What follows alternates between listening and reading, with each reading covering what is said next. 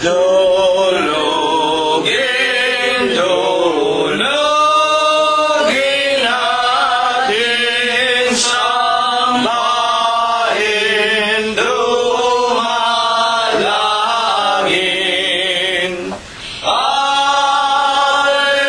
Alleluia, Alleluia, Diyos na awayin. Angeles sa taasan, nagpupuri-purin. Halina mga kapatid sa templo ng amang Diyos. Alleluia, Alleluia, Diyos purihin, purihin.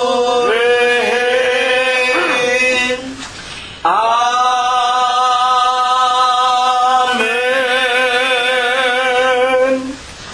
Purihin ninyo ang Panginoon. Purihin ninyo ang Panginoon mula sa mga langit. Purihin ninyo ang Diyos sa kanyang mga kaitaasan. Purihin ninyo siya, ninyong lahat niyang mga anghel. Purihin ninyo siya, buo niyang mga hukbo, mga hari sa lupa at lahat ng mga bayan, mga pangulo at lahat ng mga hukom sa lupa, mga binata at gayon din ng mga dalagang, mga matatanda at lahat ng mga bata. Purihin nila ang pangalan ng Panginoon, sapagkat ang kanyang pangalang mag-isa ay nabunyi, ang kanyang kalwalatian ay nasa itaas ng lupa at ng mga langit. Purihin natin ang pangalan ng Panginoon. Magsiawit tayo sa Diyos ng mga bagong awit at ng kanyang kapurihan sa kapisanan ng mga banal, sapagkat ang Diyos ay nalulugod sa kanyang bayan. Kanyang pagagandahin ang kaligtasan ng mga maaamo. Purihin natin ang pangalan ng Panginoon. Purihin natin ang Diyos sa kanyang santuaryo. Purihin natin siya sa langit ng kanyang kapangyarihan. Purihin natin ang Diyos dahil sa kanyang mga makapangyarihang gawa. Purihin natin ang Panginoon ayon sa kanyang marilag na mga kadakilaan at purihin ng lahat ng mga bagay na may hininga. Purihin nila ang pangalan ng Panginoon. Amen. Amen. Tayo po mga kapatid ay magpapasimula na. Awitin po natin ang numero 78 sa atin pong mga himnalyo. Panginoon, naming sumasalangit, ang bayan mo ngayo'y nakatipon, nagpupuri, nagpapasalamat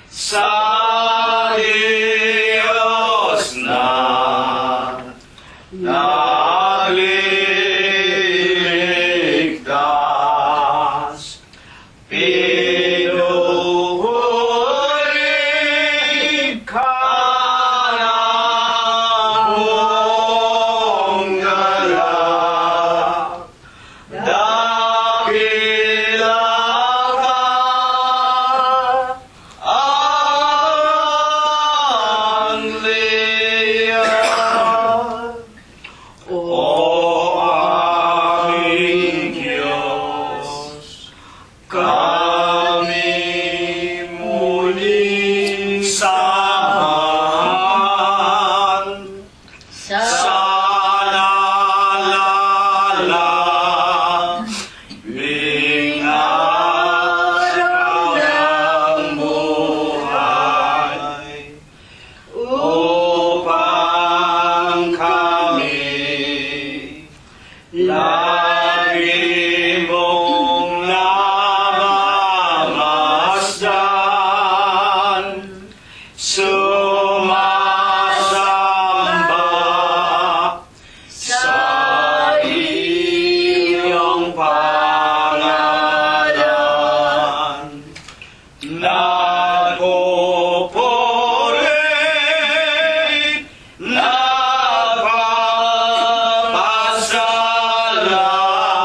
nagpapasalamat sa Diyos na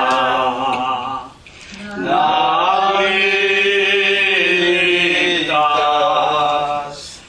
Pinupuri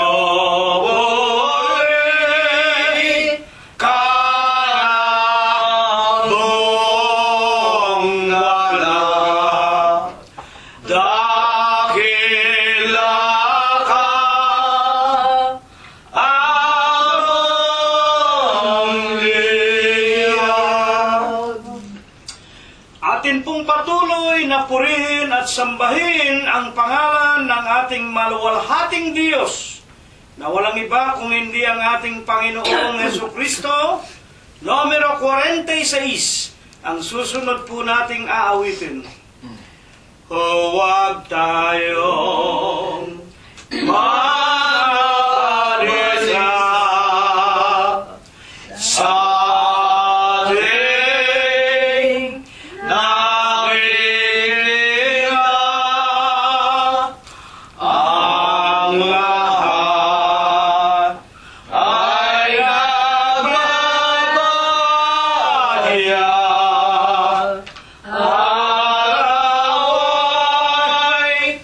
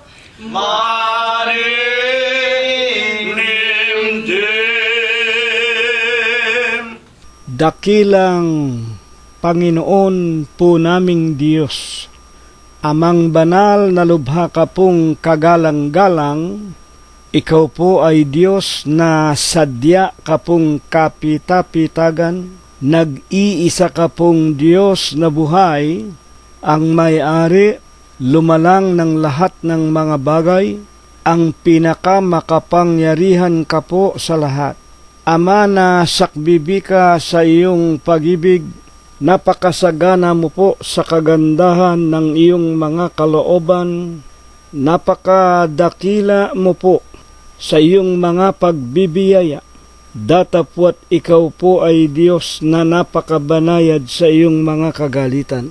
Amang banal na ikaw po ang nag-iisa at buhay na Diyos, pinagtapatan at pinaglingkuran hanggang kani-kanilang kamatayan ni Abraham, ni Isaac at ni Jacob, ng iyong mga banal na propeta sa bansa ng Israel. Pinagtapatan ka rin po at pinaglingkuran ng aming Ama, ng aming Ina. Sa banal sakdal, napakamalinis na pangalan mo pong Kristo Jesus, masusumpungan mo po muli kami, Panginoon. Pangunahin na nga po dito sa silong ng iyong maralita, dampang bahay dalanginan sa Los Angeles, California, sa tirahan ng aming mga kaibigan, na patuloy mo pong pinararami sa bilang sa araw-araw, at gayon din po sa bawat tirahan ng iyong mga tunay na mananamba, sa Espiritu mo po at sa iyong kagilagilalas na katotohanan. Ama, itinitiklop namin ang aming mga tuhod sa iyong banal na harapan. Nagpapakumbaba, nangangayupapa kami sa iyong kaitaasan. Ipinaiilang lang namin sa iyo ang aming taos sa puso namin na mga pagpapasalamat. Maraming salamat, Amang Banal, sa mga araw na nilipos mo po muli kami ng buhay, kapayapaan, kagalingan at mga kalakasan. Pinakakain mo po kami, dinaramtan, pinalalakas mo't pinagagaling ang aming pangangatawan, at higit na nga po sa lahat, salamat po na patuloy mo kaming pinagtitiisan, pinagtitiyagaan, tinuturuan mo kami at inaaralan ng iyong mga banal na salita na lipos ng Espiritu at ng buhay. Pinatitibay mo po't pinatatatag ang aming mga pananampalataya na minsan po lamang ipinagkaloob mo sa aming mga hiram na buhay. Panginoon po naming Jesus, salamat po't hindi mo rin pinabayaan ang aming mga kabiyak ng puso, ang aming mga anak, aming mga manugang, mga apo, kasangbahay at kamag-anakan sa laman. Higit na nga po ang mga lalaki at mga babae na araw-araw po inilalagay mo sa iyong banal na iglesia at nakikinig, nakikipag-aral ng iyong mga salita. Maraming salamat sa iyo, Panginoon. Sinampalatayanan po namin kung papaanong sa malayong dakong ito ng Los Angeles kami po ay iyong pinagpala at iningatan. Gayon din po ang walang saway sinampalatayanan namin, ipinaranas mo rin po sa kanilang lahat sa bawat sandaling nagdaraan sa ibabaw nitong magulo at mandarayang sanglibutan. Panginoon po naming Hesukristo, sinasamba ka po namin, pinupuri ka po namin, niluluwalhati namin ang iyong kagalang-galang, ang malinis mong pangalan, sa Espiritu mo po at sa iyong kagilagilalas na katotohanan. Ama naming Diyos, kung kami po ay nagkulang, kung kami nagkasala laban sa iyo, patawarin mo po kami sa aming mga nagawang kasalanan, at sa banal at dakilang Huwebes po ng gabing ito, turuan mo po sana kaming muli. Ikaw nawa ang muling tumayo sa aming mga kalagitnaan, gamitin mo lamang at kasangkapanin ang bibig ng iyong hamak at walabong kabuluhang alipin. Banalin mo nawa ang kanyang puso, linisin mo po ang kanyang kalooban, Pagkalooban mo rin sana siya ng mga katalinuhan, at kung siya po, Panginoon, ay makapaglahad ng iyong mga aral at ng iyong banal na ebanghelyo, langkapan mo sana ng bisa at kapangyarihan ang kanyang tinig, na kung ito po'y mapakinggan ng mga kinauukulan, sila pong lahat ay manampalataya. Ikaw nga ang nag-iisa at buhay na Diyos, ang aming Panginoong Jesucristo, na ikaw lamang ang dapat naming kilalanin, sampalataya ng pastor, obispo, guro at tagapagligtas ng aming mga kaluluwa, na kinakasangkapan mo lamang ang iyong mga hamak na mga nilalang, upang sa aming lahat ay dumating ang iyong mga biyaya, higit na nga ang ipinangangako mo pong buhay na walang hanggan. Ama naming Diyos, kami nananalig habang kami nakikinig ng iyong banal na ebanghelyo. Hihipuin mo po ang bawat isa sa amin, pagagalingin mo po, palalakasin mo ang pangangatawan ng iyong mga hamak na mga nilalang, daragdagan mo pa nawa kami ng maraming kagalingan, kalakasan at ng marami pang mga kaaya-ayang araw, na aming maipaglilingkod sa iyo hanggang aming kamatayan. Panginoon naming Jesus, lubos kaming sumasampalatayang ang marami na sa amin na patuloy ng tumatanda. Una, ang iyong hamak na alipin, ang aking kabiyak, si kapatid na Rosita.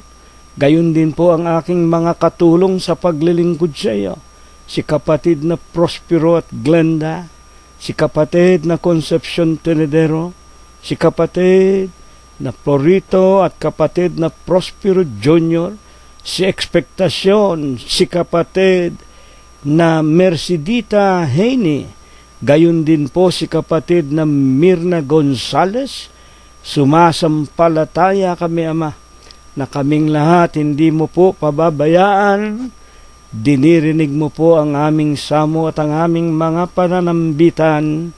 Lahat po ng ito, hinihiling po namin sa pangalan mong Kristo Jesus, magmula po ngayon at magpakailanman. Amen. At ngayon po, mga ginigiliw po naming mga tagapakinig, una na nga sa lahat ng ating sariling sambahayan, sa tahanan ng ating mga kaibigan at mga kapatiran sa Iglesia ng Diyos kay Kristo Jesus, na nagsisipangalat po doon sa iba't ibang dako ng buong sanglibutan. Ihanda na po natin ang ating mga pakikinig. Kunin na rin po natin ang ating mga banal na kasulatan at magpapasimula na po tayo sa ating gagawing pananambahan sa Panginoong Hesukristo. Sa makatwid po baga ay ang ating pagharap sa Kanya at ang ating pakikinig sa mga aralin na inihanda, isinaayos ng Panginoong Hesukristo doon po sa Kanyang kaharian sa langit. Buksan po natin ang bahagi ng aklat ng Ebreo sa kanya pong Kapitulo 10, versikulo 25, na ito po ay isinulat ni Apostol Pablo sa lahat ng mga Israelita o mga Hudyo noong araw, maging siya po ay naroon sa labas ng bansa ng Israel. Siya po ay nagpapadala din naman ng liham bilang pagpapaalaala at pagtuturo sa mga nangabautismuhan na kanyang mga kababayan doon sa Israel. Ito po ay humigit kumulang anyo 64 anyo Domini o panahon ng ating Panginoong Diyos.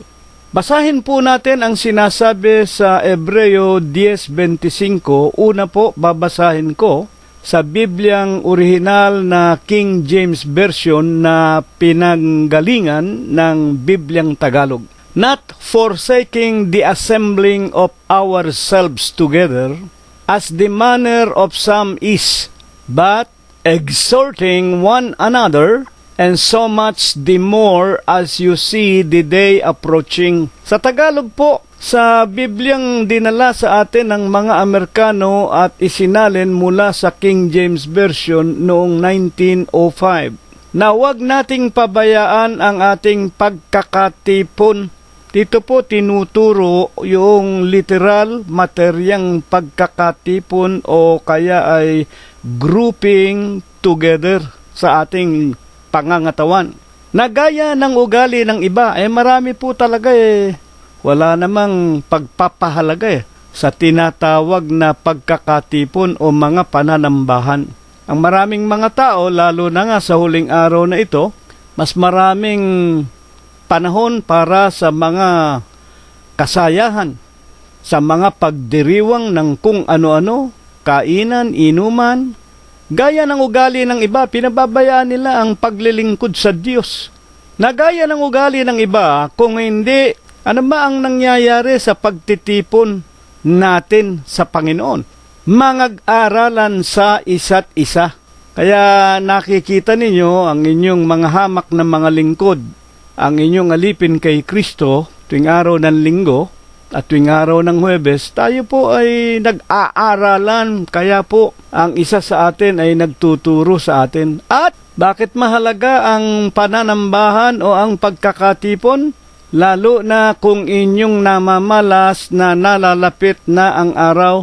At tungkol sa araw na malapit na, alam natin yan, ayoko nang ulit-ulitin. Yan po ang ikalawang pagparito, ang araw na ang lahat ng mga tao ay huhukuman, hahatulan ng Panginoong Hesukristo ayon sa kani-kanilang mga ginampanan. Para ito po ay lubos nating maliwanagan, huwag daw po nating kalilimutan ang pagkakatipon. Kanino po baga lamang ipinatutungkol ng Diyos ang talata pong ito, na siyang niloob ng Ama na ating maging pinakapaksa? Espesifiko, yun pong pinatutunguhan, yung pinatatamaan, sabihin na natin, ito ba'y para sa lahat ng iglesia? Alam po natin, napakaraming iglesia.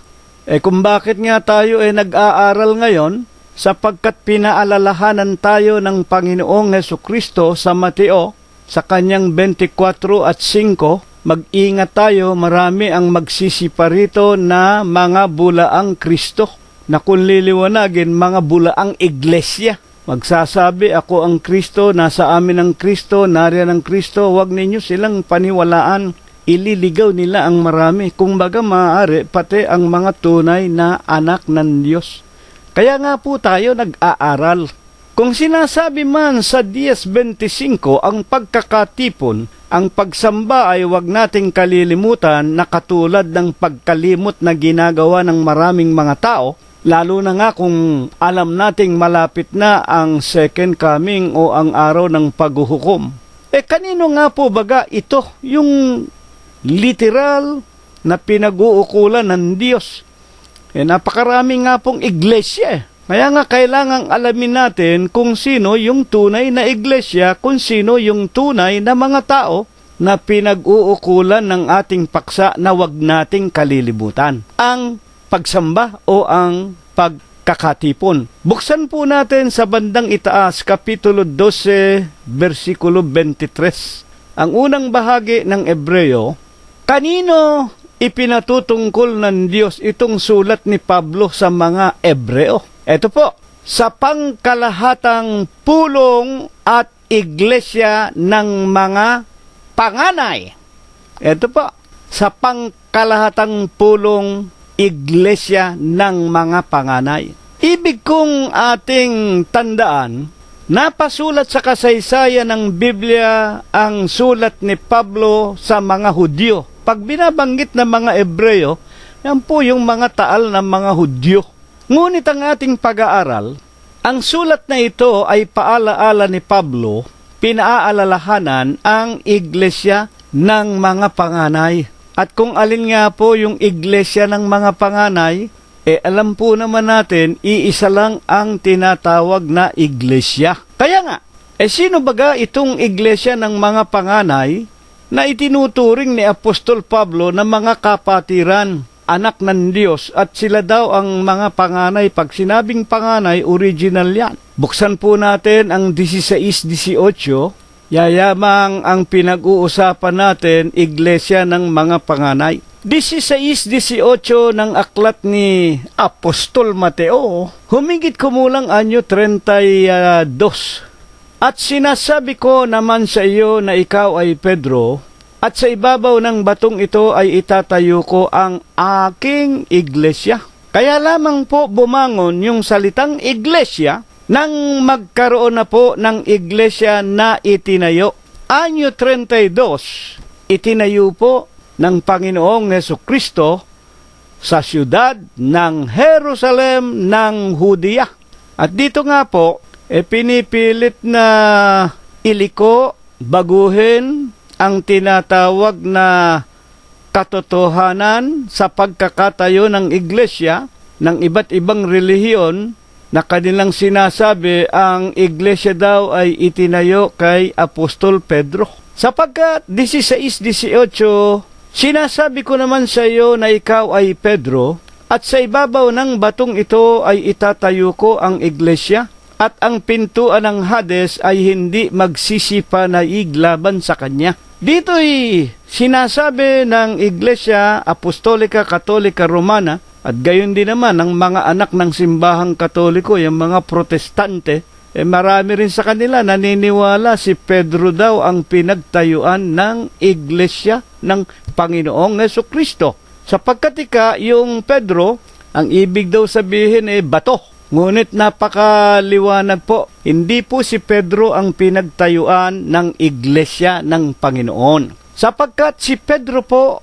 ay isang tao, at kung bagaman yung pangalang Pedro ay kumakatawan sa bato, yun po ay isang maliit na bato. Petrus, wikang Latin, Pedra sa tinatawag na Grego, ay small stone. Wala po doon ang ating pag-aaral, ngunit akin lamang sinasariwa sa inyo na kung meron mang bato na pinagtayuan, kung babasahin ninyo sa Bibliang English, kaya ginagamit natin yung original na King James Version. Sa King James Version, upon this rock. Sa Tagalog, sa ibabaw ng malaking batong ito. Sa Bibliang English, yung salitang Pedro, which by interpretation is a stone.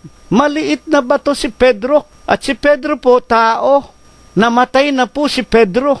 At kahit na maghali-halili yung mga papa sa Roma, mamamatay po yan. Kaya yan, parati na lang, tuwing may mamamatay na papa sa Roma, kahalili daw ni Pedro, palit sila ng palit, patay naman ng patay. Datapwat, ang Panginoong Jesucristo, magmula po noong anyo 32 hanggang ngayon 2015 at hanggang sa katapusan ng sanglibutan. Mateo, basahin ninyo, Kapitulo 28, versikulo 20, at naririto ang wika ng Panginoong Jesucristo, ako ay sa inyo palagi hanggang sa katapusan ng sanglibutan. Kaya nga po sa amin, sa Iglesia ng Diyos kay Kristo Jesus na itinayo una-una anyo 32 sa siyudad ng Jerusalem ng Hudiya ng Panginoong Jesucristo, magmula po noon hanggang ngayon ang Panginoong Jesucristo ang pastor, ang obispo ng aming mga kaluluwa. Unang Pedro, Kapitulo 2, versikulo 25. Kayo'y gaya ng mga tupa na nailigaw o naliligaw. Nung araw iniligaw kami ng mga Katoliko. Pagkatapos nga dumating ang mga Amerikano, naging mga Protestante rin kami, iniligaw din pala kami. Ibinangon yung sugong angel. Pagkatapos nga po, naliwanagan ang aming mga magulang, yung pala wala rin katotohanan. O di nailigaw din kami. Ang wika ni Apostol Pedro, Kapitulo 2, versikulo 25, tayo ay gaya ng mga tupa na nailigaw nino ng mga bulaang iglesia, ng bulaang mga propeta, mga kapatid. Ngunit, nangagbalik kayo kanino? Sa pastor na obispo, apostol ng ating mga kaluluwa. Basahin po ninyo. Unang Pedro 2.25. Kaya po, ang Panginoong Jesucristo Hanggang ngayon siya po ang aming pastor, obispo, siya ang aming guro. Kaya nga kabilin-bilinan ng Panginoon, huwag kayong magpapatawag ng Ama. Kaya sa amin po, walang papa sa Roma, walang pare, huwag kayong magpatawag ng senyor, walang monsenyor sa amin, walang Panginoon sa amin. Wala rin pong rabay, huwag kayong magpatawag ng guro, pastor. Mga kapatid, iisa ang ating Panginoon, ang Kristo, iisa ang guro. Siya nga ang Panginoong Jesucristo at kami sa loob ng iglesia ay mga magkakapatid lamang. Kaya nga bilang kaliwanagan, itong iglesia ng mga panganay na orihinal na mga unang mga naging miyembro ng iglesia na itinatag ng Panginoong Hesus anyo 32 sa siyudad ng Jerusalem ng Judea, saan po ito itinayo? Kung hindi si Pedro, na maliit na bato pala. Alin yung malaking bato na pinagtayuan na sinasabi ng Panginoon sa Mateo 16:18? Buksan din natin ang Mateo Kapitulo 7, versikulo 24. Kaya't ang bawat dumirinig ng aking mga salitang ito at ginaganap ay matutulad sa isang taong matalino. Itinayo ang kanyang bahay sa ibabaw ng bato. Ito po, lumagpak ang ulan, bumaha, umihip ang hangin, hinampas ang bahay na yon, hindi nagiba, sapagkat natatayo sa ibabaw ng malaking bato. Ayan po. Kanino itinayo? Sa ibabaw ng malaking batong ito. Upon this rock I shall build my church, sa mga salita ng ating Panginoong Jesucristo. 7:24 hanggang 25. Ang dumirinig ng aking salita. Kaya nga, si Apostol Pablo ay nagtuturo 10:17 ng Romanos, sa pakikinig ng gagaling ang pananampalataya. Kailangan tayo makikinig nino ng Ebanghelyo. Bakit? Ito ang salita ng Panginoong Jesucristo. Pag ito'y ating sinusunod, itinatayo natin ang ating bahay. Alin yung bahay? Yung ating kaluluwa. Yung ating sarili. Itinatayo natin sa malaking bato. Yun ang mga salita ng Panginoong Jesucristo. Kahit na lumakas ang ulan, bumaha, umihip ang hangin, hampasin ang kaluluwa natin, yan po ang tinatawag na mga sigwadas ng panahon. Yun ang mga pagsubok ng Diyos. Yumaman ka man, maghirap ka man, magkasakit ka man, anuman ang iyong maging kalagayan, hindi magigiba ang kaluluwa mo. Bakit? Nakatayo. Saan? Sa salita ng Panginoong Jesucristo. At kung alin pa ang ipinakikilala na salita, ano pa ang ipinakikilalang salita na pinagtayuan ng kaluluwa ng mga iglesia, ng mga panganay at ng mga naghali-haliling mga anak pa ng Diyos hanggang sa huling araw na ito, katulad po natin sa iglesia ng Diyos kay Kristo Jesus. Ano pa ang ipinakikilala na malaking bato na pinagtayuan ng ating kaluluwa?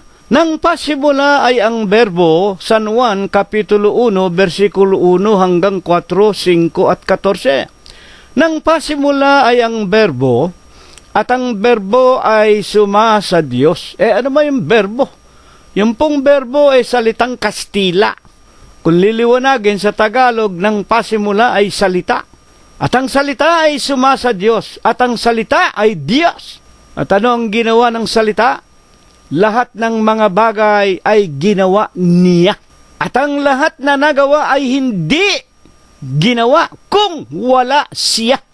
Napakaganda po. Ituloy natin. Nasa Kanya ang buhay. Na kanino? Nasa berbo. Ang buhay, nasa salita. At ang buhay, ang ilaw ng sanglibutan. Sa makatwid, naroon sa salita, ang buhay.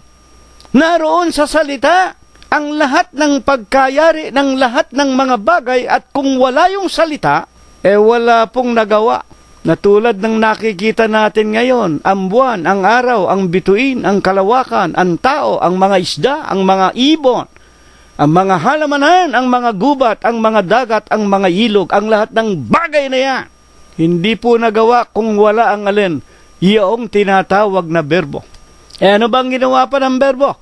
1:14 ng Juan, at nagkatawan tao ang Berbo, nakita namin ang kanyang kaluwalhatian gaya ng bugtong ng Ama. Sino ba ang bugtong? Pag sinasabing bugtong, gaya ng anak ng Diyos. Sino po baga yung sinasabi ni Apostol Juan, gaya ng bugtong ng Ama?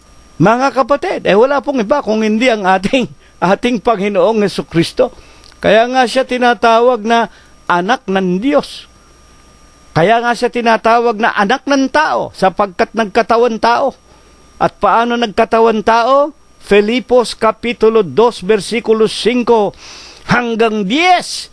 Magkaroon kayo sa inyo ng pag-iisip. Ito'y na kay Kristo Jesus din naman.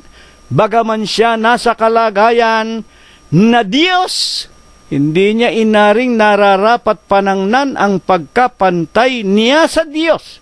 Hinubad niya ito. Meron pong hinubad. Ano ang hinubad? Yung kanyang pagka-Diyos.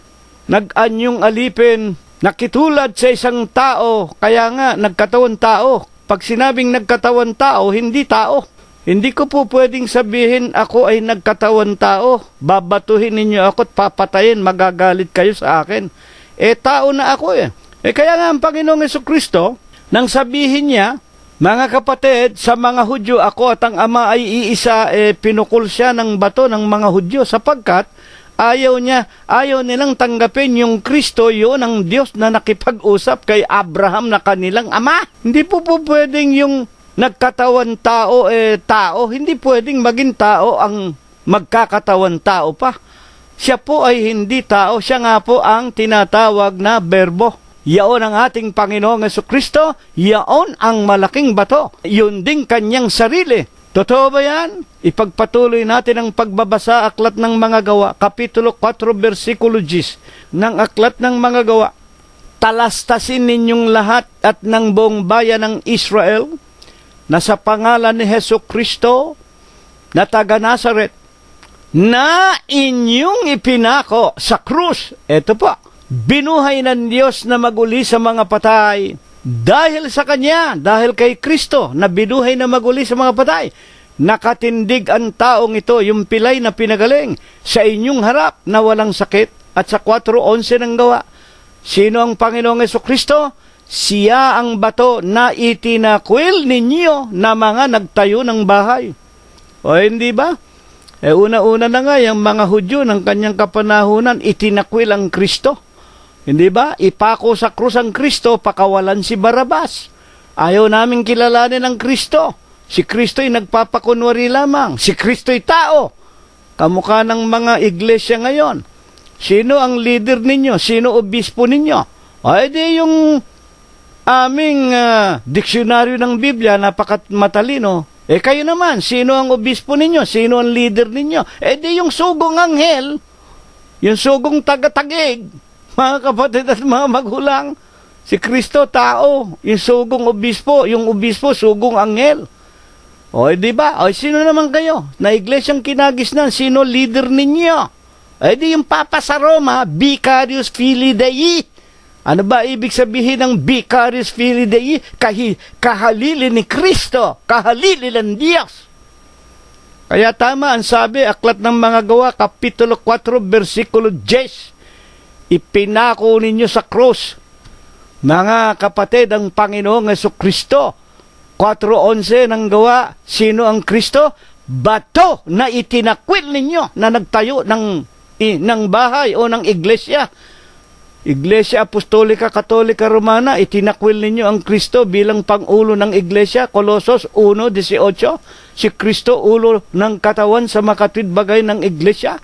Si Kristo ang nagbuwis ng kanyang sariling dugo sa bundok ng Kalbaryo, aklat ng mga gawa 20:28, para bayaran niya sa pagkakatayo ang kanyang iglesia na nasulat sa Biblia. Iglesia ng Diyos kay Kristo Jesus. Unang Tesalonica 2:14, mga kapatid, at kayo namang mga iglesia ng mga tao, yung obispo ninyo, sugong anghel, si Kristo, ginawa niyong tao, at yung isa pang iglesia, mga kapatid, kung ano-anong tinatawag na pagpupurit, pagpaparangal, diksyonaryo ika ng Biblia, napakatalino ng aming obispo. Paano pag nawala na yung obispo ninyo? Di wala na! Datapwat sa iglesia ng Diyos kay Kristo Jesus. Wala pong karapatan ng sino mang palitan ng Panginoong Jesucristo. Hanggang ngayon buhay ang Kristo. Hanggang ngayon, siya ang tinatawag na kinikilala naming pastor at obispo ng aming mga kaluluwa. Sa San Mateo, Kapitulo 28 at ang bersikulo ay 20. Ang Panginoong Jesucristo sa ating parati sa loob ng iglesia na kanyang pinangunguluhan. Parati, siya ang nangungulo sa atin hanggang sa katapusan ng sanglibutan at hindi pwedeng palitan. Totoo ba yan? 4:12. Bakit? Bakit hindi pwedeng alisin sa pagkaobispo ang Panginoong Jesucristo? At sa kanino mang iba ay walang kaligtasan, sapagkat walang ibang pangalan sa silong ng langit na ibinigay sa mga tao na sukat nating ikaligtas. Hindi po ninyo pwedeng tanggalin ang Panginoong Jesucristo. Yung pangalan lang niya, hindi nyo pwedeng palitan eh. Papalitan ninyo ng Vicarious Filii Dei, mga kapatid. Ano ang katotohanan? Pilipos Kapitulo 2, versikulo 10, sa pangalan ni Jesus, luluhod ang mga tuhod na nasa langit. Sa pangalan ni Jesus, luluhod ang mga tuhod ng nasa ibabaw ng lupa at ng nasa ilalim ng lupa. Kahit saang dako, sa langit, sa lupa, sa ilalim ng lupa, kung may mga Diyos, luluhodin sa pangalan ng ating Panginoong Jesucristo. Kaya nga po dito niliwanag ang ating unang katanungan, kung sino po ang literal na pinag-uutusan, huwag ninyong kalilimutan ang pagkakatipon. Lalo na nga kung inyong nakikitang malapit na ang araw ng paghuhukom. Huwag ninyong kalilimutan ang pagsamba, ang ibig sabihin. Gaya ng ugali ng maraming mga tao, baliwala sa kanila ang araw ng pagkakatipon. Naliwanagan natin yung palay sa iglesia na itinayo ng Panginoong Jesucristo una sa iglesia ng mga panganay. Ano ba ang panganay na iglesia? Iglesia po ng Diyos kay Kristo Jesus. Kaya lamang nagkaroon ng salitang iglesia sa Biblia nang itayo na ang katawan ni Kristo. Ang kanyang sarili, ang kanyang katawan, ang kanyang iglesia. Ngayon, bakit po baga napakahalaga ng utos na tayo po ay huwag makakalimot ng ating mga pagkakatipon? Ibig ko po na ipaalaala sa inyo na nang isulat ito ni Apostol Pablo at ipadala sa Israel o sa Kahudyuhan, anyo 64. At si Pablo po noon ay nakapagtayo na ng mga iglesia sa Gresya, nakapagtayo na sa Roma ng iglesia ng Diyos kay Kristo Jesus sa tinatawag na kahintilan. At dito po marami siyang nabautismuhan, kasama niya ang mga kabataang mga ministro tulad ni Sostenes, tulad ni Timoteo, katulad ni Tito, tulad ng iba't iba pang mga kabataang naturuan niya, nakasama niya at iniiwanan niya sa bawat bansa at bawat lokal ng iglesia na maging katulong niya na tagapangasiwa. Bakit nga napakahalaga? Nung panahon na yon, literal po sa bawat lokal, maraming magkakapit-bahay lang Maraming iisang bayan, iisang barangay, wika nga, isang dako. Kaya sila, dahil magkakapit-bahay, magkakalapit, maglalakad lang, pwede silang magkatipon-tipon, pwede silang magkasama-sama sa isang bahay. At tinitiyak ko sa inyo, nung kapanahunan po nila, sila sumasamba sa mga bahay-bahay lamang. Kung saan sila magkasama-sama, nag-uumpisa sila, mag-awitan ng mga imno at nagbabasa sila ng mga banal na kasulatan. Bakit po napakahalaga ang grouping together o ang tinatawag na worship together with each others? Sa Efeso 5:19, na kayo'y magsang-usapan ng mga salmo at ng mga imno at ng mga awit. Pag nagkakatipon po sila, umpisa na awitan. Tulad po ng inyong napapakinggan sa amin, Pag kami nagkakatipon, Huwebes at Linggo, ay nag-aawitan kami. Sapagkat kailangan po ito at tayo po ay nag-aaral, nagsasang-usapan na ukol sa Espiritu, ukol sa Diyos, na nangag-aawitan at nangagmamapuri sa ating mga puso sa Panginoon. 5:20 ng Efeso rin, na kayo'y laging magpasalamat sa lahat ng mga bagay sa pangalan ng ating Panginoong Jesucristo. Sino ang Kristo? Sa Diyos na ating Ama. At sa 4:3 hanggang 4, na pagsakitan ninyong ingatan ang pakikipagkaisa sa Espiritu sa tali ng kapayapaan, na may isang katawan. 4:4 Efeso. Sa makatwid bagay ng Iglesia, may isang Espiritu. Sa makatwid baga ang Panginoon Diyos at ang kanyang salita sa 63 ng San Juan. Ang salita na sa inyo'y aking sinasalita, pawang espiritu at pawang buhay. Gaya naman ang pagkatawag sa inyo sa isang pag-asa. Saan? Isang pag-asa sa buhay na walang hanggan. Nang pagtawag sa inyo, 4:5, isang Panginoon. Panginoong Jesucristo lang. Isang pananampalataya. Iisa lang ang pananampalataya nating lahat. Isang bautismo. Lubog lang sa tubig. Walang buhos ng tubig. At yung mga bata, hindi binibinyaga dyan. Walang kasalanan yan. At sa 4:6 ng Efeso, isang Diyos, isang Ama. Sino ang Diyos at Ama? 10:30 ng San Juan, si Kristo at ang Ama ay iisa, na siyang sumasaibabaw sa lahat, sumasalahat at nasa lahat. Kaya nga sa Pilipos 2:10 binasa ko kanina, sa pangalan ni Kristo, na siya rin ang Diyos, ang lahat ng tuhod ng nasa langit, sa lupa at sa ilalim ng lupa ay iluluhod. Ngayon, ayon pa man din kay Apostol Pablo, paano niya pinaliwanagan ang mga kapatiran na nabautismuhan sa Korinto sa kahalagahan ng pagkakatipon na katulad nitong ating paksa? O 14:26, unang Korinto. Ang sulat niya sa mga taga-Korinto, ano nga ito mga kapatid? Pagka kayo na nagkakatipon, ang bawat isa sa inyo, may isang awit, may isang aral, kaya po iisa lang ang aral. Ang utos ni Pablo, bawat isa sa inyo may isang awit. Ang ibig sabihin, kahit na 1,000 tayo sa loob ng kapilya, ang aawitin natin isang awit. Isang awit sa isang pagkakataon. Para hindi magulo, kailangan po merong iisang ugnayan ang bawat isa. Aawit tayong lahat, isang awitin. One at a time, wika nga. At may isang aral. Meron lamang tayong isang topic, isang aral. Kaya nga kailangan mag-aaral ang ministro ng isang subject na galing sa banal na kasulatan. May isang pahayag. Ayan. May isang wika. Meron pong isang wika.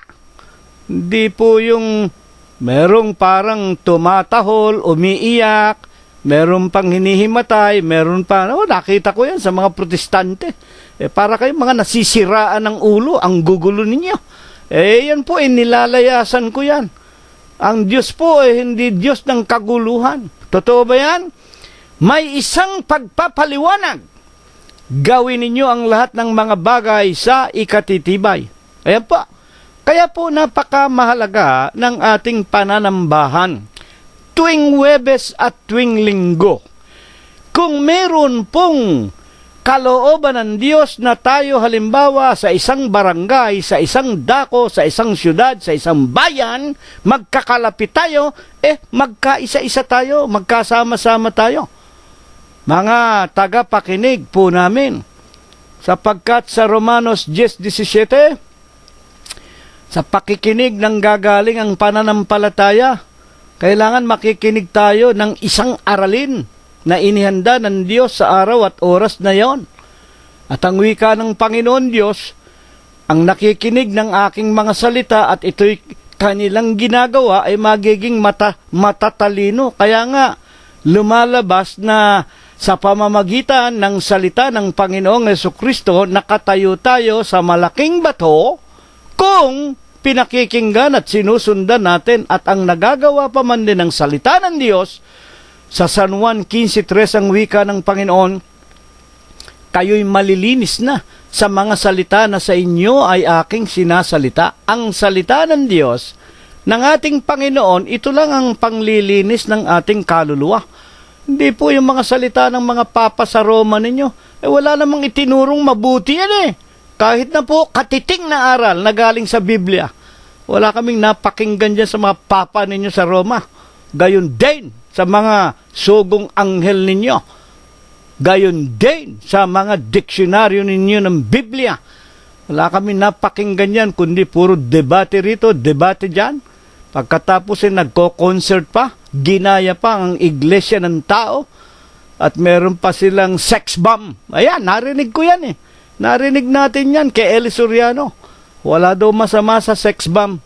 Kayong mga nakikinig, kayo na ang magpasya. Kayo na po ang magsaliksik. Nandyan po sa YouTube lahat yan. Libre po ngayon ang tinatawag na information. Lahat ng bagay mapapakinggan ninyo. Mga tagapakinig po namin. Kaya nga, sa loob po ng Iglesia ng Diyos kay Kristo Jesus, dito po, specific, literal, ipinag-uutos ng Diyos tayo magkakatipon. Bakit nga po? Totoo ba yan, kapatid na junior?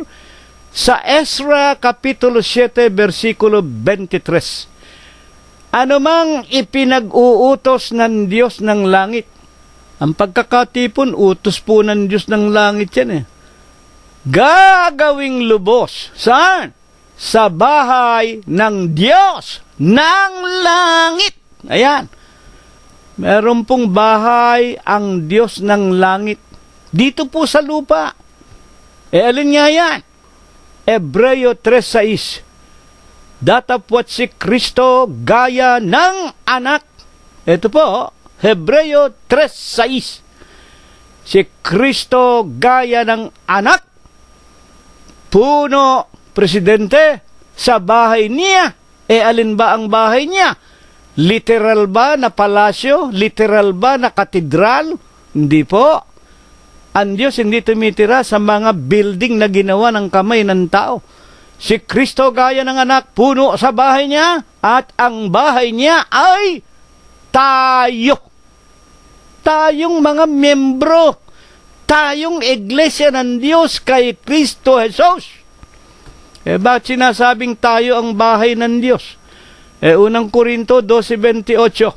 Ang Diyos ay naglagay din naman ng ilan sa iglesia. Sino unang inilagay? Una-unay mga apostol. Sino ay ikalawa? Ikalawa ay mga propeta. Sino ay katatlo? Mga guro. Mga iba't ibang uri ng mga pagpapagaling at ang iba't ibang mga kapatiran na nagpabautismo sa iglesia. Ayan ang pangalan na tinutularan na lamang natin. Unang Tesalonica 2:14, katawan ni Kristo, bahay ng Diyos, iglesia ng Diyos. Kay Kristo Jesus ang wika ng mga banal na kasulatan, mga kapatid at mga magulang. Kaya nga, ang wika ng Apostol Juan sa kanyang unang aklat 5:19, nalalaman natin na tayo ay sa Diyos. Bakit niya natitiyak na siya, si Apostol Juan, siya at tayo ay sa Diyos? Inilagay nga po una-una ang mga apostol saan? Sa iglesia ng Diyos kay Kristo Jesus. Nalalaman natin na tayo ay sa Diyos. Paano yung wala sa loob ng iglesia ng Diyos kay Kristo Jesus? Paano yung mga Katoliko? Paano yung mga Protestante?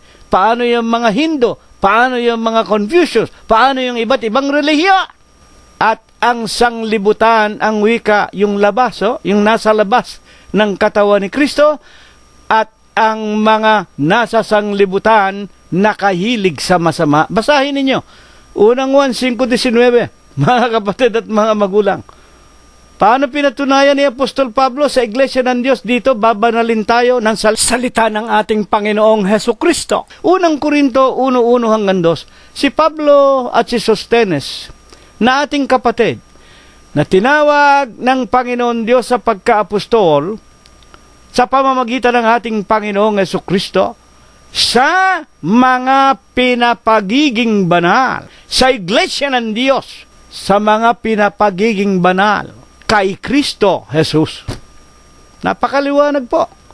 Yan po ang itinuturo, maging ni Apostol Pablo. Dito, babanalin tayo sa Iglesia ng Diyos kay Kristo Jesus. Bakit? Si Kristo ang ulo ng katawan, Colosos 1:18. Ano ang katawan? Iglesia. Anong pangalan ng Iglesia? Iglesia ng Diyos kay Kristo Jesus. Ano ang naroon sa katawan ni Kristo?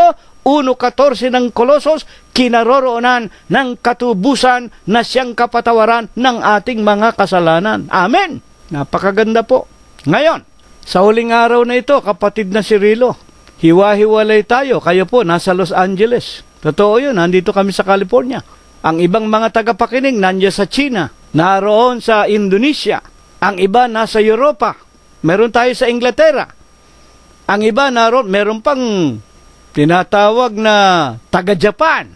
Marami, nasa Pilipinas. Paano yan? Paano tayo magkakatipon sa katawan? Literal, kapatid na Cirilo, paano? Ano ang isinasagot ng banal na kasulatan tungkol dito? Ang ibig bang sabihin kung magkakahiwa-hiwalay na tayo, hindi na tayo pwedeng magkatipon-tipon? Basahin natin ang Efeso Kapitulo 4, versikulo 3. Napagsakitan ninyong ingatan ang pakikipagkaisa sa Espiritu, sa tali ng kapayapaan. Ayan po, napakinggan na natin kanina yan, pero ipinaulit ng Diyos. Ang ibig bang sabihin, porki malalayo na tayo sa materyang katawan, hindi na tayo pwedeng sumamba sa Diyos? Ba hindi po? Pagsakitan ninyo, ang ibig sabihin, pagpumilitan ninyo, makipagkaisa sa Espiritu, sa tali ng kapayapaan. Paano nga ba tayo nakapagkakatipon, nakakapagkaisa sa tali ng kapayapaan? Ang wika sa 4:4 ng Efeso, isang katawan. Ayan po, yan ang pagsisikapan nating makipagkaisa tayo. Saan? Sa isang katawan, isang iglesia. Sa isang espiritu. Isang espiritu. Gaya naman ang pagkatawag sa inyo, mga kapatid, sa isang pag-asa ng pagtawag sa inyo, sa buhay na walang hanggan, isang Panginoon. Makikipagkaisa tayo sa isang Panginoon, walang iba kundi Panginoong Jesucristo, isang pananampalataya, walang pag-aalinlangan ang Ama, Anak at Espiritu Santo, ito rin ang Panginoong Jesucristo. Unang 1:5-7, there are three that bear record in heaven, the Father, the Son, and the Holy Ghost. These three are one. Isang Diyos at Ama ng lahat. 4:6, na siyang sumasaibabaw, sumasalahat at nasa lahat, sa makatwid baga ang ating Panginoong Jesucristo, at kung bakit sinasabing makipagkaisa tayong pilit kahit magkakalayo tayo, magkakahiwalay tayo, nakakalat tayo sa iba't ibang bahagi ng sanglibutan. Bakit? Hebreo 11:1, ngayon nga ang pananampalataya siyang kapanatagan sa mga bagay na hinihintay, ang katunayan ng mga bagay na hindi nakita. Espiritu nga bakit ba tinatawag na espiritu? Ano ba ang tinatawag na espiritu? 4:24 ng San Juan, ang Diyos ay espiritu. Yan ang pakikipagkaisahan natin. Ang Diyos na espiritu, sangayon kay Jeremias 32:27, narito, ako ang Panginoong Diyos, ang Diyos ng lahat na tao, ang pinakamakapangyarihan sa lahat. May anumang bagay ba na mahirap sa akin? Ang Diyos po nasa lahat ng dako. Hindi po pwedeng, porke tayo nasa Los Angeles na hindi na tayo makapaglilingkod, makasasamba sa Diyos. Sa aba ng mga iglesia at mga relihiyon, napagka ang kanilang mga miyembro magpapaalam sa obispo, sasabihin, kapatid na obispo, kami po ay pupunta na sa Canada, magmamigrate na kami. Sasagot yung obispo, paano ang pagsamba mo? Paano ang paglilingkod mo? Maisipin nyo, itong mga obispo na ito, akala nila, porke sila ang obispo, hindi na makapaglilingkod ang miyembro kung mangingibang bansa. At yung iba naman, sige, padadalang ka namin ng CD-ROM, padadalang ka namin ng mga sermon, pero magpapadala ka 300 pesos. Bawat isang sermon, linggo-linggo. Sipin ninyo yan, magmamigrate yung miyembro ninyo, wala pang trabaho, hindi pa alam kung ano magiging kapalaran sa Canada. o sa iba't ibang bansa na kanilang patutunguhan Inuuna na ninyo, huwag niyong kalilimutan yung ikapo. Huwag niyong kalilimutan, kapatid. Yung abuloy, yung bayad sa CD-ROM, sa tapes. Mga mukha kayong salapi. Mga kapatid, kaya yan ang nangyayari sa inyo. Nakikita natin ang mga kaguluhan ng mga relihiyon sa balat ng lupa dahil sa pag-ibig sa salapi ng mga leader. Mga bulaang Kristo yan. Kaya nga, sa ngayon pa rin sa ating Panginoong Diyos, ang Diyos ay Espiritu, walang laman, walang buto, at ang mga nagsisisamba, kinakailangang sumamba. Saan? Sa Espiritu at sa katotohanan. 4:24. Sa Diyos, walang laman, walang buto. Hindi kayo sasamba, hindi kayo luluhod sa mga papa sa Roma, walang larawan ang Diyos. Exodus, Kapitulo 20, versikulo 1 hanggang 5. Di ba nyo naintindihan yan? Kaya wag kayong, minsan magugulat ka, yung isang relihiyon sa Pilipinas na namumudmud ng kanilang mga imnaryo, pagbukas mo ng unang pahina, aawit ka pagbukas mo Awitin natin mga kapatid ang bilang 23 sa imnaryo. Pagbukas mo, unang pahina pa lang, yung mukha ng obispo. Di ko kailangan ng mukha ninyo. Kailangan ko yung espiritu ng awitin. Pag nakita ko yung pagmumukha mo, tapos makikita mo nga na itong obispong ito'y sinungaling pala, mawawalan ka na ng espiritu. Mga kapatid, at paano ka pa makapananambahan sa Diyos? Huwag kayo magagalit sa akin, no? Nangyari sa akin yan, Nangyari sa amin yan. Kaya nilayasan namin yung mga obispo na yan, yung mga iglesia na yan. 4:24 na ng Juan, ang Diyos ay espiritu, walang laman, walang buto. At kinakailangan at hinahanap ng Diyos. 4:23, dumarating ang oras, ngayon nga, nasasambahin ng mga tunay na mananamba, hinahanap ng Diyos ang mga tunay na mananamba na magsisamba sa espiritu at sa katotohanan, maging mananamba sa espiritu at katotohanan, sapagkat hinahanap ng Ama ang gayon na maging mananamba sa Kanya.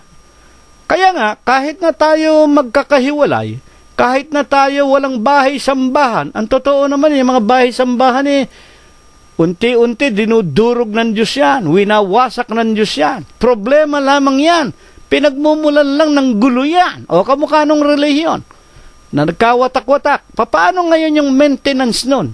Hindi ba ninyo nalalaman mga kapatid, kayo na miyembro ng iglesia ng tao na yan, na kaya pataas ng pataas ang paghingi ng abuloy sa inyo, bukod sa regular na abuloy, bukod sa ikapo, bukod sa birthday ng matandang kapatid, bukod sa mga kamisetang ipinagagawa, bawat isa pala niya na sinisingil sa mga miyembro, 500 pesos ang isa.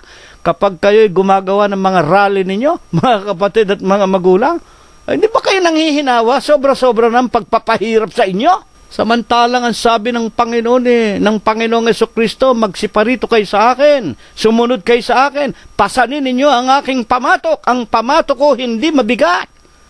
Walang ikapo, walang sapilitan, hindi salapian.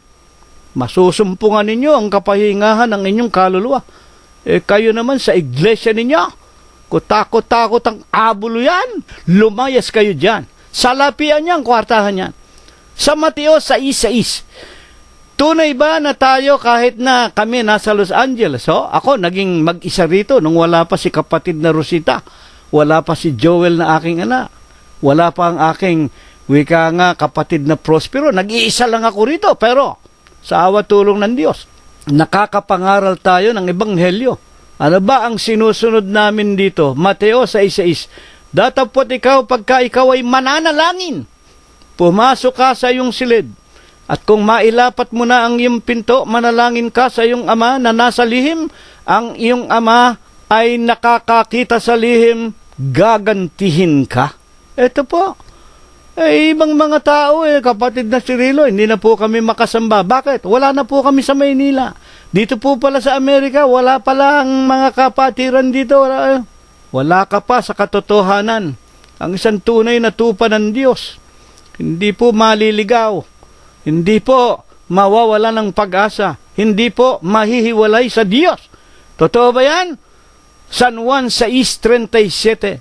At ang lumalapit sa akin sa anumang paraan ay hindi ko itataboy. Kahit saan tayo naroon, kahit na nasa dagat, nasa ilog, nasa bundok, nasa gubat, araw at oras na tayo'y mananambahan at magpapasalamat at dadalangin sa Kanya, lumapit tayo sa Kanya. Sapagkat ang Diyos ay walang dako na hindi kinaroroonan. Kahit saan ka naroon, pwede tayong manalangin. At kung nasa bahay man tayo, isarado mo pinto, pumasok ka sa kwarto mo, iluhod mo ang tuhod mo sa pangalan ng Panginoong Jesucristo, maghandog ka ng pasalamat mo, umawit ka ng himnaryo, magbasa ka ng Biblia kung walang aral na mapapakinggan ka, yung mga salita ng Panginoon unawain mo, liliwanagan ka niya, bubuksan ng Diyos ang mata ng iyong puso, ang lumalapit sa akin, hinahanap ang Panginoong Jesucristo sa anumang paraan, hindi ko itataboy ang wika ng Panginoon. At sa Lucas 23:42, ito po yung lalaki, yung pusakal na nasa kanan niya nang ipako siya sa krus. Mga kapatid, paano pinatutunayan sa atin ng Panginoong Jesucristo? Ano man ang kalagayan natin, nandoon man tayo sa bingit ng kamatayan, naroon man tayo sa tinatawag na saro ng kapaitan at ng iba't ibang mga kapighatian, kalungkut at kalumbayan kahit sa gitna ng digmaan o sa mga kamatayan, tulad ng kanyang sinabi sa San Juan 6:37, ang lumalapit sa akin sa anumang paraan, hindi ko itataboy. Totoo ba yan? 23:42. Ang wika nga nitong pusakal na magnanakaw na kasama ng Panginoong Hesus, nasa kanyang kanan nang ipako sila sa krus. Alam natin, 3 ang ipinako. At sinabi ng pusakal, mga kapatid, kay Jesus, alalahanin mo ako pagdating mo sa iyong kaharian. Ano ang isinagot ng ating Panginoong Jesucristo? 23:43 ng San Lucas, at sinabi ni Jesus sa kanya, katotohanan, katotohanang sinasabi ko sa iyo, ngayon, kakasamahin kita sa paraiso. Napakaganda po ng ating pag-aaral. Datapwat ang pagkakatipon, huwag ninyong kalilimutan na gaya ng ugali ng iba. Lalo na nga kung nalalaman ninyo na nalalapit na ang araw o ang ikalawang pagparito.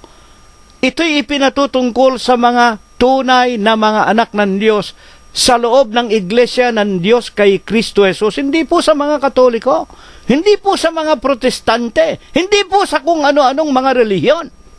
Mga kapatid, ito'y para sa mga anak ng Diyos. Pagka meron kayong tinatawag na pagkakataon, naroon kayo sa lugar na magkakapit bahay lang kayo, magkakalapit, kamukha sa Pilipinas. Talagang meron tayong mga bahay dalanginan, maski na bahay kubo, maski na maliliit na dako. Hindi naman kailangan yung mga katedral. Pahihirapan lang ninyo sa abulo yung mga membro. At kung tayo nga, naroroon sa iba't ibang mga bansa at bayan dahil sa kahirapan sa Pilipinas, humahanap tayo ng ikabubuhay, kamukha ng inyong lingkod. Ako'y dinala ng Diyos dito sa Amerika. Una sa lahat, para maipagpatuloy ang iglesia ng Diyos kay Kristo Jesus at makalap, hanapin ang mga nawawalan tupa ng Diyos at magkasama-sama tayo rito kahit wala tayong bahay kapilya rito, kahit na wala tayong katedral, kahit nakakaunti tayo, kahit nag-iisa tayo. Hanapin natin ang ating Panginoong Jesucristo sa loob ng ating bahay. Iluluhod natin ang ating mga tuhod. Kasama natin ang ating asawa, mga anak, mga manugang, mga apo. Charity begins at home. Hindi ako naparito kundi upang hanapin ko ang mga nawawalan tupa sa bahay ni Israel. Tayo bilang ama, bilang ina. Hanapin natin muna ang ating mga anak, ang ating sangbahayan. Tayo man lang sumamba sa Diyos.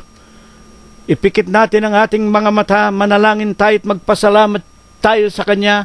Sumamba tayo sa Espiritu at sa katotohanan.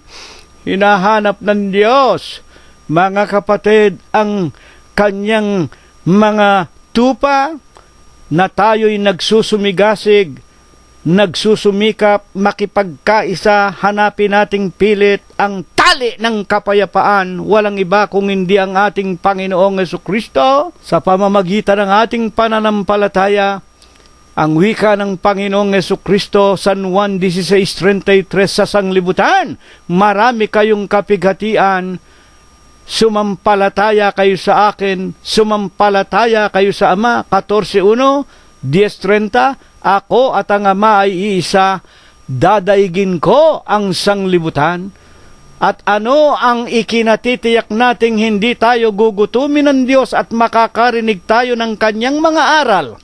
Mateo 24:14, ang huling-huling tinatawag na palatandaan.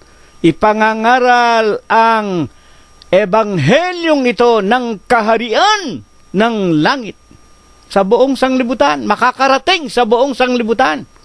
Ang ibig lang sabihin, libre. Papaano? Daniel 12:4, hinulaan, panahon pa ni Propeta Daniel. Tatakan mo na ang aklat, Daniel, isarado mo na. Sa huling araw, ang karunungan ay tatakbo ng paruot parito, ang kaalaman ay lalago. Sa pamamagitan nga po ng tinatawag na information technology, pinalago ang karunungan ngayon sa atin, 2015, sa huling araw na ito. Napapakinggan sa lahat ng sulok ng sanglibutan sa pamamagitan ng computer, ang mga aral ng Iglesia ng Diyos kay Kristo Jesus. Ito nawa ipagpala, ito nawa ibasbas ng Diyos sa ating lahat, magmula ngayon, magpakayi kailanman. Amen. Kapayapaan po nawa ang sumating lahat, purihin ang pangalan ng Panginoong Jesucristo hanggang sa darating na linggo po kung tayo po'y binubuhay pa. Tanggapin po nating muli ang walang hanggang pag-ibig, walang hanggang pagbibiyaya, pakikipisan, kaaliwan, pamamatnubay at ang kagalingan. Gayon din ang hindi maulatang banal na biyaya, basbas at bendisyon. Pagliligtas at pagpapagaling ng kanyang banal na espiritu, tunawa ang muli niyang ipagkaloob sa ating mga magkakapatid sa Huwebes ng gabing ito, sa ating sariling mga kabyak, mga anak, mga manugang, mga apo, kasangbahay at kamag-anakan sa laman, sa lahat ng ating mga kaibigan, sa buong kalaganapan ng Iglesia ng Diyos kay Kristo Jesus, magmula ngayon, magpakayi kailanman. Amen. Kapayapaan po ang sumaatin, purihin ang pangalan ng Panginoon hanggang sa darating na linggo po kung tayo po ay binubuhay pa. Maraming salamat po sa inyong lahat.